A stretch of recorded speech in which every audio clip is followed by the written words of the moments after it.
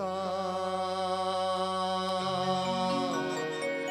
ममता माई हो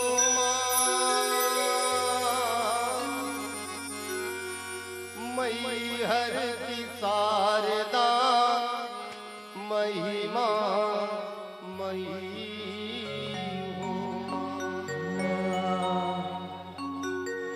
आज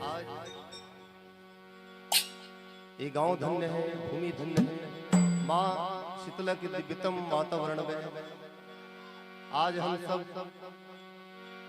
माता रानी के जस के अलग लाभ प्राप्त करते हैं। माँ सदगुरु है, पिता सदगुरु है। माँ दो का ज्ञान कराती है।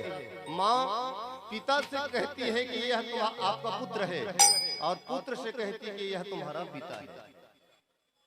और पिता उस माँ के वचन पे विश्वास करके पुत्र को अपना मानकर अपना पद उसके नाम लिख देता है, दुकान मकान।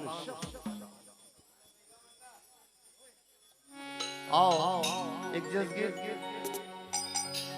माँ सती देह के त्याग जब करते हैं, वो सती के लाश में भगवान शंकर अपन खान में लेते जब तीनों लोग की भ्रमण करे हैं, तो भगवान विष्णु चक्र से मां सती के हर एक अंग काटते हैं। मैहर के स्थान में जब पहुंची तो वहां मां के हार गिर गए, जब से वो स्थान का नाम मैहर। आओ ये भजन के माध्यम से